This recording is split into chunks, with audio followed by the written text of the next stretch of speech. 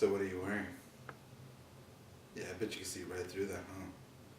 Probably fit the whole thing up there. Nah, just a little bit of Metamucil. Dude, yeah. Who are you on the phone with? I gotta go, Nana. Dude, I told you to stop calling my grandma. She makes really good cookies, man. Dude, fuck you. Invincible nerds. Yeah, that'll fucking teach you, man. Anyway, welcome to Invincible Nerds. I'm Ethan, and this gilf fucking asshole is Francisco. And this week, we will be bringing you some new reviews. So, anyway, fuck that shit. We're gonna start off with issue number 9 of Moonknight. No, it's 8, sorry. Issue number 8 of Moonknight. It's good stuff. It's another good addition to, the Moon Knight story. This time Moon Knight's like, destroying the kingpin of LA's crime rings and shit, and he's beating up people.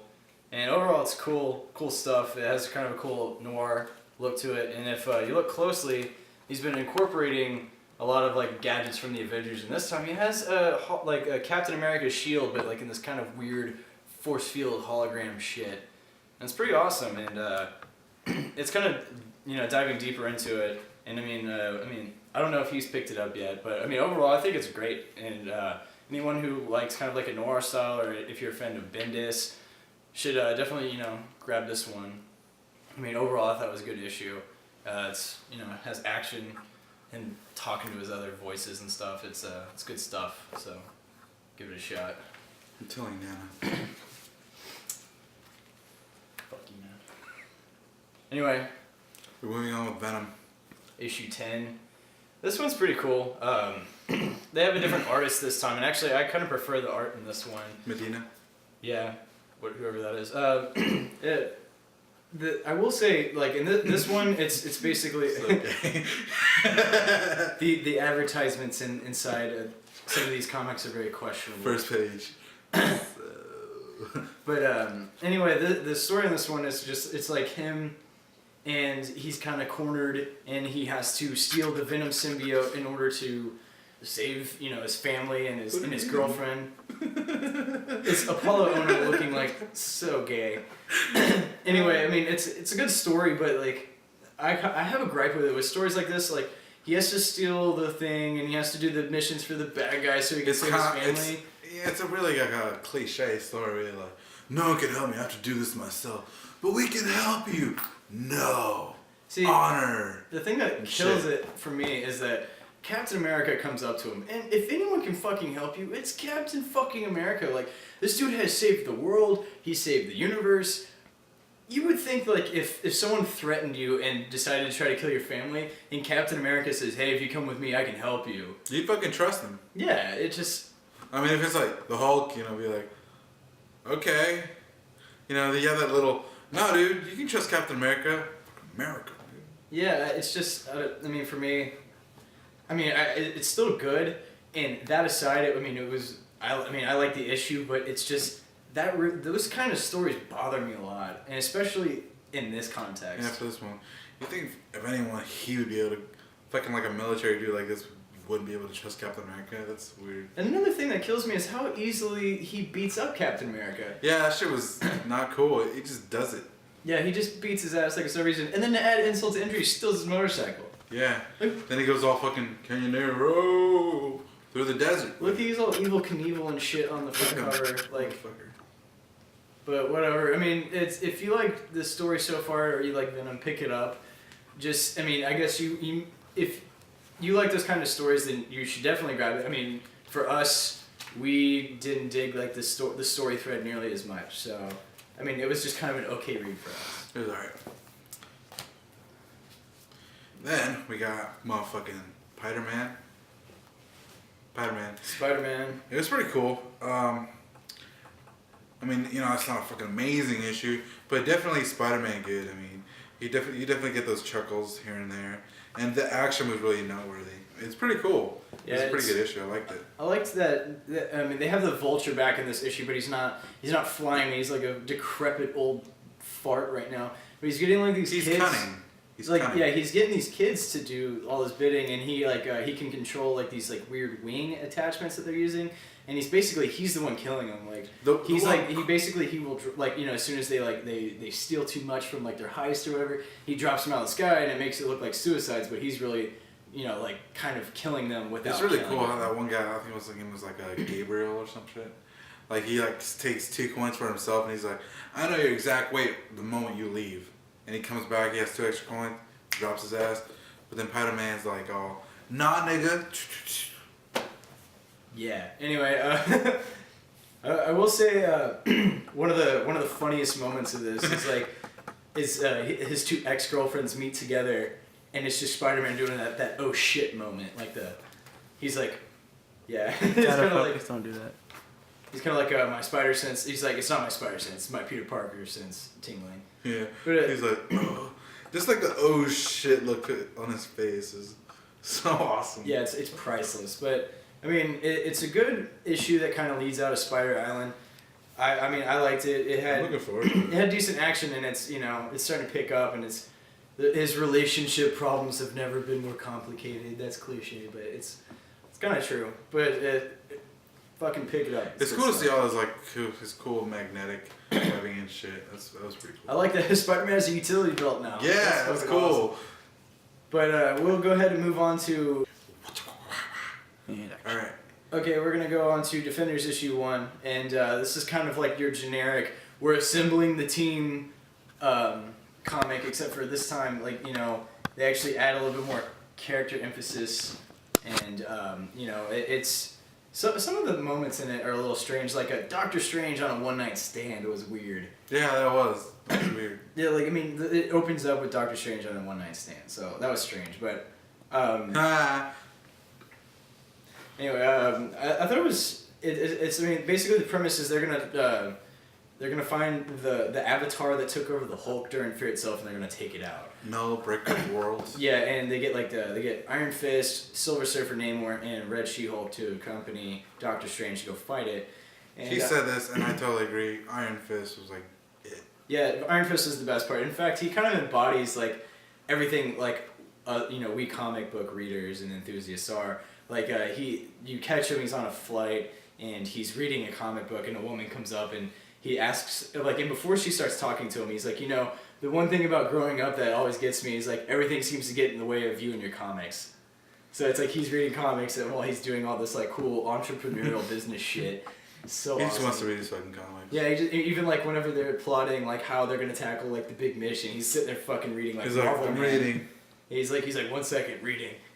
But I will say the one thing that's pisses me off, and this probably is it. I mean, he agrees. Is there are these little text lines at the bottom of the pages, and it'll say continued after next page. Yeah, continued after next page. Shit. Saying okay, you're gonna keep reading after the next ad. It's well, we get it. You pick up a comic, that's part of it. This is the one that bugged me the most. Shut the engines down. Yeah, just these weird little taglines at the bottom. I get it. They're the odd group of heroes. But what no, just fuck that. Yeah, I mean it's just why you don't need to help us transition. We get it. Flip the page. Everyone you love dies. Continued after it's paid. I don't know. That's ongoing shit. It's gonna bug me a lot. Yeah, I mean overall, for let's assemble the group kind of issue, it was good stuff. One thing is Iron Fist gets shot. Right at the, yeah, at the end, and that's a big thing to happen. Yeah, just to kind of end on that note, him getting shot in the chest. I mean, it was kind of like a weak twist. It was kind of cheap, but I mean, one of my favorite parts, Namor is stopping some dudes from making shark fin soup. So, but I mean, I thought it was a good first issue, and it was for like I said, the generic let's round up everybody issue. It was hopefully they can salvage some kind of storyline that somehow died into Fear Itself. Yeah. Okay. So like I said, hopefully they can pick up some kind of good storyline from Fear Itself. There's no Breaker of Worlds, dude. Because honestly, Fear Itself. Yeah, we've made that point a lot. But I mean, overall, Defenders #1. Pick it up, check it out. Try to not to get annoyed by the little thing at the bottom we did. But we're going to move into DC. Alright, I gotta say Static Shock. I've been reading this. I'm following it. It's pretty cool. Not much to say really. I mean, the storyline out of the last 3 issues, probably the 4th one has probably like the best dialogue. You see that? It's pretty cool. Sharon somehow was like split up. I can't even understand it now. She's split up into 3 different people. One of them's like some kind of a cheese grater, kind of metallic. But it's, I don't know. It's not doing it for me, and the storyline is just okay. So. See, all right. Here's if you want a hit and miss comic, then that's your. See, I mean, for me, I quit reading Static Shock, I think, after issue 3. Yeah, I think issue 3 was the last one for me. I mean, he does this really annoying thing where as he, like, I mean, I understand, like, you need to know how he's using his powers, blah, blah, blah, blah. But the thing with me, it was just, like, he says too much. Like, as he is, like, you know, sending his electrical current down the thing to start the molecules to do the thing, the chain reaction with the thing, I would just get bored fucking reading about all the shit. The only one who can fucking do that is Batman, alright? Well, see, I mean, with Batman, it's, like, interesting because he doesn't bog it down so much. This one, it's just, it's too much monologuing. No, yeah, like, it's it just, definitely is. And there's just, like, too many, like, jumps that it takes. Like, in one issue, he gets his arm shot off, like, clear off. That was the first one, yeah, and the next one just reattaches itself, and then you just gotta accept it. It's just too many, like, you know, like, too many bridges of disbelief you gotta cross, and I just couldn't do it for me. I mean, it's okay. If you're willing to deal with it, I guess it's an okay read.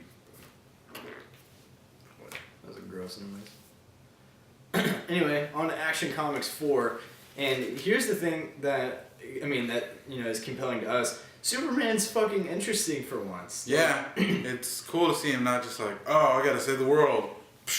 Want to see me do it again? Yeah. Like, I mean, he can't fly, so it actually adds something to his character. You're not reading Superman. You're reading about Clark Kent. Yeah, I mean, what I find interesting about this is that, like, they kind of shift some of the background of, like, the Kryptonian destruction, and they lead it into these new villains, which are like these weird robots that are like assembling out of all the technology of the world, and they're all like teaming up against him, and he's actually getting the shit beat out of him. Like, it's kind of cool to see him struggling to like fight people while also struggling to have people accept him. The robots are cool as shit too. At one point, one of them just like picks up a tank and goes, you know, this is cool. This is gonna be my head now, and I'm gonna shoot you. That's pretty cool. And they incorporate steel, which is like he was badass. Yeah, no, you know, he was like he was kind of like a fill-in for Superman in the '90s, but they kind of make him interesting in this. Like, he's not just a guy wearing a steel outfit. He's like this engineer that like created the suit that's fighting Superman. And he's the one that actually takes it out. Superman does it. This guy does. You know what I found weak? The way he takes him down. Like a little USB. Yeah, he uses a USB. No shit. There's a USB port on his neck, and he puts a USB, a flash drive, and he takes him down. No shit. I will say, I thought it was nice that Superman actually got saved for once. But I mean, the villains are interesting, and it's, I mean, Grant Morrison's taking Superman in like a different direction, so I liked that. But I mean, if you don't like Superman, or if you do like Superman, I mean, we didn't. So I mean, the fact that we're actually reading this says a lot. So pick up Action Comics. He failed also, which was new to Superman. Yeah, I mean, Superman fails on a pretty bad scale in this one. Well, sort of. Like, he has like an hour to like save them, but either way, good stuff. It was cool. On to the next one. Which is motherfucking Red Lanterns. This was one of his top picks for the DC reboot, and I kind of included it as an honorable mention. And here's why. And it's not top 5. I mean, it's top 10 for sure. But this issue, it's kind of like Atrocitus he's dealing with like the Bleeze, and she's like, he thinks that she's like using the other Red Lanterns to like group up against him and like, I guess overthrow him and shit. And that's, you know, that's cool that they're one thing I thought was cool is how he like tastes his blood, and like he goes through his memories. I thought that shit was pretty cool. I didn't think it was cool. It was like vampire shit. Like, he's not a vampire. Well, he didn't suck on his like neck or anything. Yeah, he did. Did He cuts his neck and he sucks the blood out of it. Oh no, he took like a drop. No, he cuts his neck and he bites on his neck. Look. Yeah, no, flip through, get to it. No, next page. No, see, that's already he was reliving the memories. But anyway, while he's doing that, like, Atrocitus is uncovered in a conspiracy. See, bites into his neck. Oh, it is. Anyway. Fucking, I knew it. Anyway. No! Anyway. Twilight in this bitch. But, like, he throws these, like, 3 other Red Lanterns into, like, this blood, which apparently, like makes you regain your, like, memories. And he does it just to uncover the you know, just to see if there's a conspiracy. And it's, like, it just shows how crazy he is. He was, like, sympathetic, like, about the cuts. Anyway, he was sympathetic a couple issues ago. Now he's just, like, losing it. And you know, this one's supposed to show the backstory of some other Lanterns, and they really only show you the backstory of one. And then you only briefly see another one. You don't see the other. And then, like, the twist ending was so weak. Like, I mean, it's not so much of a twist, but it just, like, it's such a strange attachment that Atrocitus has to the corpse of Krona, who was his sworn enemy.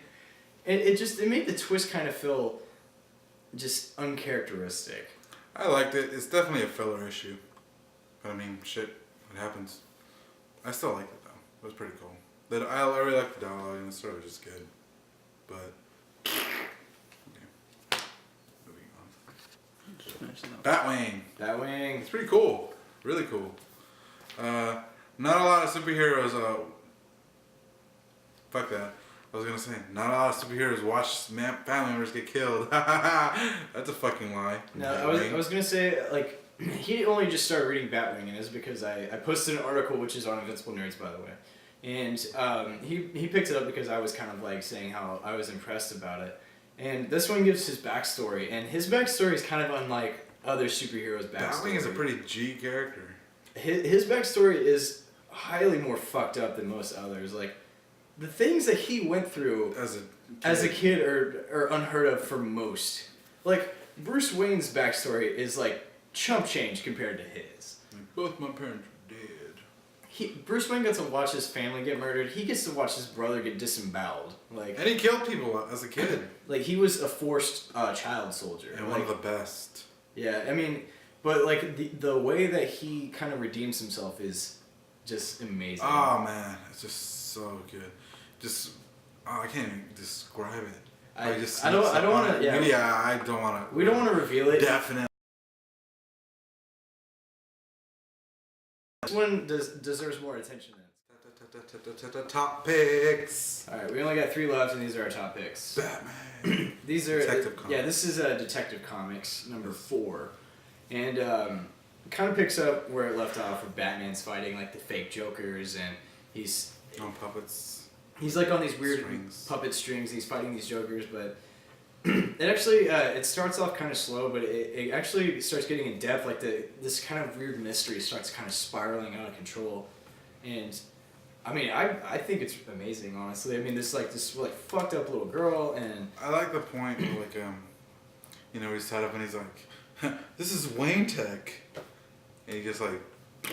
Yeah, but it starts diving into, like, because then he realizes that there's, like, a rat inside Wayne Tech. Like, the doll maker who's been, like, orchestrating all this shit is, like, he has a mole inside, like, inside Wayne Corp. And, you know, there's, like, this little girl who has something to do with it. And she's, like, they're going to submit her for psychiatric evaluation because she, like, evaluation because she, like, kills somebody in this. It was pretty dirty, too. Like, total backstab.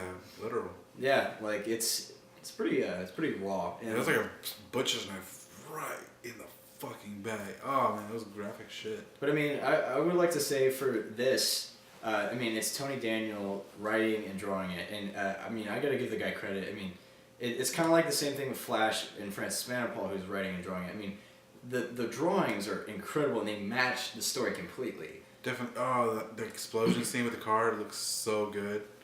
Oh man, you almost feel the vibrations of the explosion come off the page. I mean, the thing that continues to drive this story, that's driving me nuts, because it's like the center of the mystery, is how did Joker's face get cut off? It's like cryogenically frozen and it's still there, and no one knows how. Yeah, it's creepy. It's his face. It got cut the fuck off and it's on the wall. Like, so he's walking around with someone else's face. And like, who is it? Yeah, it's the little girl. It's just an incredible Batman story. So, I mean, who doesn't fucking love Batman? Pick this up. All right. And these two, they almost have to go hand in hand. Swamp Thing and Animal Man. Holy titties. It's almost hard to find words, quite honestly. like I mentioned before how the red and the rot, not like the well yeah they do, but what's it called, the green and the red kind of like coincide, you know, they go together, and then again, you know, the rot has something to do with it, but they do intertwine the stories. They do completely, actually. I mean, at straight up one point they mentioned Swamp Thing and Animal Man and vice versa. Yeah, and what he pointed out earlier was that they actually have, like in Swamp Thing, they have these splash pages where they're showing the green and the red, and they're saying like, you know, he's the green and the red, and they both work together just to fight the rot, which is kind of like the death and decay of the world. Well, they do the same thing in Animal Man, but they flip it, and they're like, where the splash pages in Swamp Thing, it's like this green splash page showing, like, highlighting the green. And the background is black, you know, with the green, and then with Animal Man is white. With red. And it's like the complete inverse, but it's cool because they mesh so perfectly. It really well. I mean, for Swamp Thing, the rot, like they had see that kid, how he actually kills people, how he manipulates like any kind of dead tissue in your body, like bacteria that's dead in your fucking like. I mean, they're saying stomach. It goes as bad as to like it just dead skin cells, like your dandruff could be like. He basically can morph any dead anything inside of you and kill you with it. And like he does so in an extremely brutal way. I mean, he'll just make them like to the size of like footballs and like have to come out your ears and shit. I think the first dude he kills in this, it's like, and this is like this creepy little kid, and he walking around with a gas mask, because this fucking kid is allergic to plants and just about anything else. He's allergic to like the air basically. Yeah. But I mean, this kid, like this guy's talking about his arthritis. And he's just like, yeah, this plant stuck me, gave me my arthritis. And the guy fucks up his milkshake order. And then he makes the guy's arm, like, just fall off. And then, like, it's just insanely graphic. Like, it's really cool. On the ending, what I loved about the ending is, like, they're talking, we can't go anywhere there might be dead tissue. And they're going to, like, it says, welcome to, like, the Deadlands. It said the slaughterhouse. The biggest slaughterhouse in Texas. And then it, like, the thing with Animal Man that was really cool was that it kind of has its own, it takes up where they're fighting, like, the Hunters 3, and it explains... Two of the Hunters 3, yeah. Yeah, it explains what the Hunters 3, and who they are, and, like, what they are. They used to be past, they used to be, like, their age is Animal Man, and then they kind of, like, they were teased by power, and they wanted more of it, this ended up happening to them. They were drawn into the rot, and that's why... They're now the Hunters 3, and they're like these agents and avatars of the rot. And what's cool is that, and you know, like they're like whenever they take these human forms, they're always like these creepy. I mean, they're the equivalent. If you've seen The Thing, it looks like that. Like, and it's disgusting, and they can only hold the form for so long. And at the very end, you see one feed, and it's the most. It'll make you cringe. Oh yeah, it makes your stomach like wrench. Like it's really. It's some crazy shit, but it's awesome. Yeah, but I mean, these two, if you pick up one, you have to pick up the other because these are both fantastic. This was my number 3 for the top DC reboot. Like, this one is fantastic. I mean, this was an honorable mention for both of us, but now it's gotten to the point that if you pick up one, you need the other. No, it's going to be really, really interesting. It's going to be flat out awesome to see when these two finally just... Yeah, so that's it. And so overall, after last week's slow week... Big week. Yeah, we got a good comics week, but that's it for our reviews and our commentary this week. So be sure to subscribe. Be sure to comment. Our site, we have comments now, so just click, comment away, say a bunch of stuff. We'll try our best to comment back. Send us an email at ethan@CEL-Studios.com. Be sure to visit our website. We have lots of updates, especially the new Marvel event. We have updates on that and information. It's invinciblenerds.celstudios.com. Like us on Twitter at Invincible Nerds, Facebook, Invincible Nerds. Definitely send us an email. Tell us, your thoughts, maybe some comic series that you want us to check out, your comic book that you want us to read. Give us some feedback. Yes, just say something. And, until next week, I'm Ethan. I'm Francisco. And we're Invincible Nerds. I gotta go eat some cookies. Woo!